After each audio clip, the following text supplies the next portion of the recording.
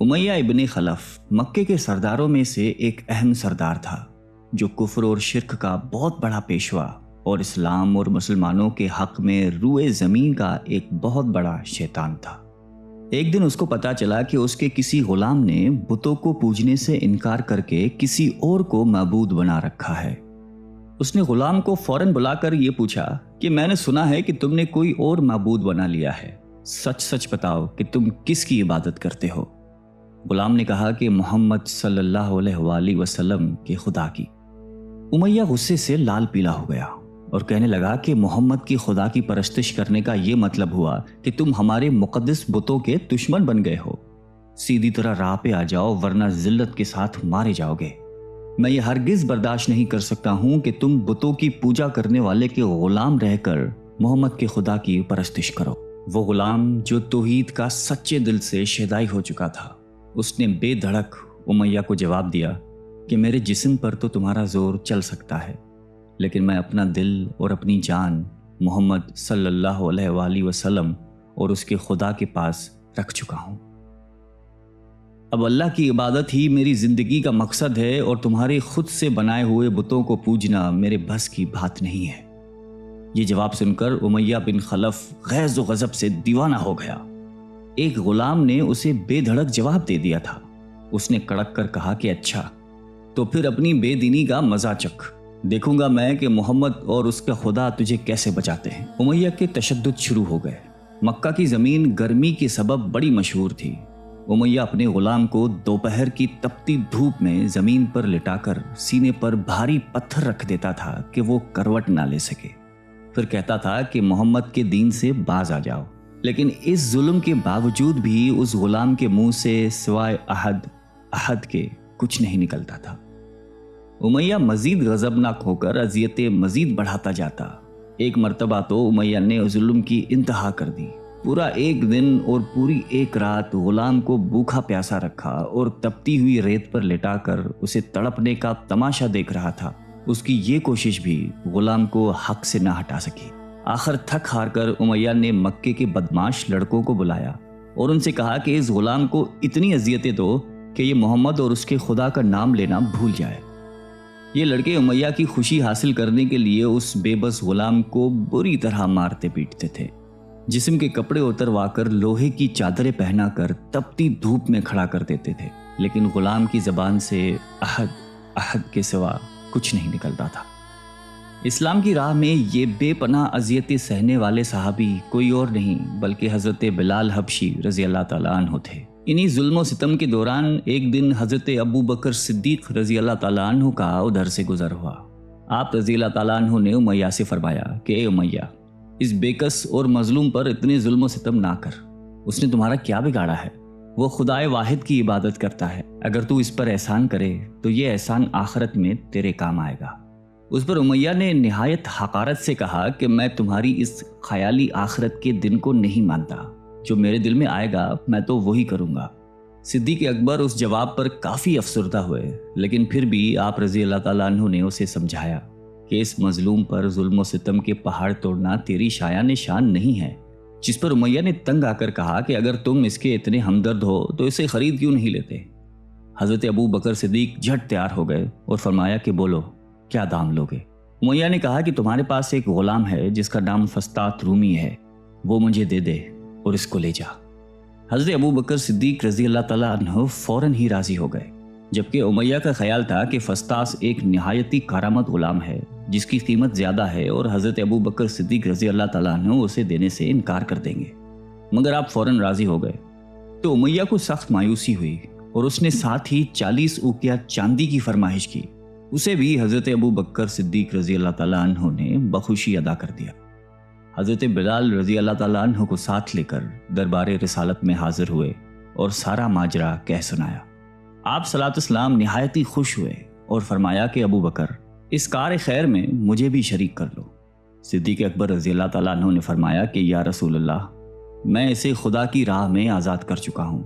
یہ سن کر زبان رسالت سے صدیق اکبر رضی اللہ تعالیٰ عنہ کے لیے کلمہ رحمت جاری ہو گئے۔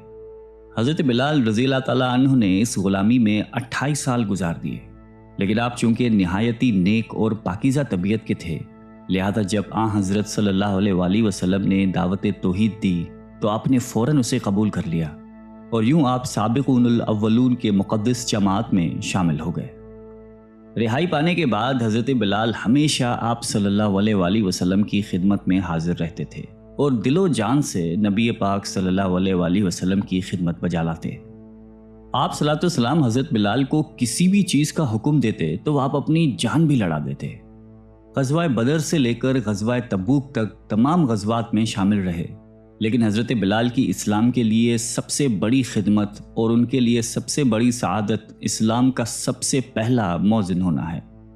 ہجرت کے بعد جب مسجد نبوی صلی اللہ علیہ وآلہ وسلم تعمیر ہوئی تو آپ صلی اللہ علیہ وسلم نے آپ کو اذان دینے کا ذمہ سونپا۔ آپ کی آواز نہایت ہی دل نشیں تھی اور اس میں ایک ایسی تاثیر تھی کہ اذان کی آواز سن کر لوگ سب کام چھوڑ چھاڑ کر مسجد کی طرف دوڑتے۔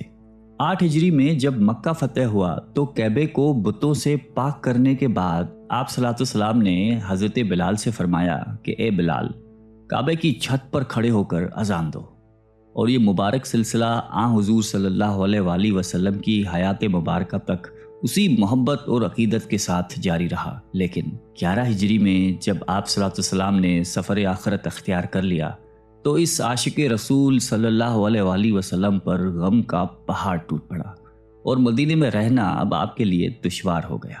آپ کو ہر وقت پیارے نبی صلی اللہ علیہ وآلہ وسلم کی یاد ستاتی رہتی تھی۔ آپ صلی اللہ علیہ وسلم سے آپ نے سنا ہوا تھا کہ مومن کے لیے سب سے افضل عمل جہاد فی سبیل اللہ ہے، لہٰذا آپ رضی اللہ تعالیٰ عنہ خلیفہ اول حضرت ابو بکر صدیق کی خدمت میں حاضر ہوئے اور جہاد پر جانے کی اجازت طلب کی، لیکن حضرت ابو بکر صدیق رضی اللہ تعالیٰ عنہ نے آپ کو خدا کا واسطہ دے کر کہا کہ مجھے اس بڑھاپے میں تنہا چھوڑ کر مت جاؤ۔ تو حضرت بلال نے اس شرط پر ابو بکر صدیق رضی اللہ تعالیٰ عنہ کی بات مان لی کہ اب وہ رسول اللہ کے بعد کسی کے لیے اذان نہیں دیں گے۔ حضرت ابو بکر صدیق رضی اللہ تعالیٰ عنہ نے ان کی یہ بات مان لی، لیکن آپ کے دور خلافت کے بعد خلیفہ دوم حضرت فاروق اعظم رضی اللہ تعالیٰ عنہ کے دور میں بھی جب بیت المقدس کی تسخیر کے لیے شام جانا پڑا تو وہاں عیسائیوں سے صلح نامہ طے پانے کے بعد حضرت عمر فاروق رضی اللہ تعالیٰ عنہ نے ایک خطبہ دیا اور حضرت بلال سے درخواست کی کہ آج جب کہ قبلہ اول پر توحید کا پرچم لہرا دیا ہے تو اس باعظمت موقع پر اگر آپ اذان دیں تو ہم آپ کے مشکور رہیں گے۔ حضرت بلال نے یہی اذان دینی شروع کی تو صحابہ کرام کو عہد نبوی کی مبارک یاد تازہ ہو گئی اور ان پر رخت طاری ہو گئی۔ شام کے معرکے کے بعد حضرت بلال نے شام ہی کے ایک گاؤں میں رہائش اختیار کر لی، کیونکہ مدینے میں ہر وقت آپ کو آپ صلی اللہ علیہ وسلم کی یاد ستاتی رہتی تھی۔ لیکن ایک دن آپ نے خواب میں آپ صلی اللہ علیہ وسلم کی زیارت کی۔ آپ ان سے فرما رہے تھے کہ اے بلال، کیا ابھی وقت نہیں آیا کہ تم ہماری زیارت کے لیے آؤ؟ اس خواب نے آپ کو بہت تڑپا دیا اور آپ بےتاب ہو کر فوراً مدینے روانہ ہوئے۔ مدینے پہنچ کر حضرت بلال نے روزہ اقدس پر حاضری دی اور اس درد سے روئے کہ حاضرین بھی اشک بار ہو گئے۔ وہیں حضرت امام حسن رضی اللہ تعالیٰ عنہ اور حضرت حسین رضی اللہ تعالیٰ عنہ بھی موجود تھے۔ نانا کے پیارے نواسوں کو آپ نے اپنے ساتھ چمٹایا اور بے تحاشا چومنے لگے۔ حضرت حسن رضی اللہ تعالیٰ عنہ اور حسین رضی اللہ تعالیٰ عنہ نے آپ سے اذان فجر کی فرمائش کی، بھلا اس میں رد کرنے کی کہاں گنجائش تھی۔ اگلے دن جب فجر کا وقت ہوا تو آپ نے اذان دینی شروع کی۔ لوگوں کی عہد رسالت کی یاد تازہ ہو گئی اور لوگ اس طرح روتے ہوئے مسجد کی جانب چلنے لگے جیسے کہ نبی پاک صلی اللہ علیہ وآلہ وسلم کا دور واپس آ گیا ہو۔ ایسا دردناک منظر اس کے علاوہ کبھی دیکھنے میں نہیں آیا۔ حضرت بلال حبشی رضی اللہ تعالیٰ عنہ نے 60 سال کی عمر میں وفات پائی۔ آپ کا مزار دمشق میں ہے۔ آپ کو دربار رسالت میں خاص مقام حاصل تھا۔ آئیے ہم سب اللہ تعالیٰ سے دعا کرتے ہیں کہ ہمیں بھی حضرت بلال حبشی رضی اللہ تعالیٰ عنہ کی صفات میں سے کچھ عطا فرما دے۔ آمین۔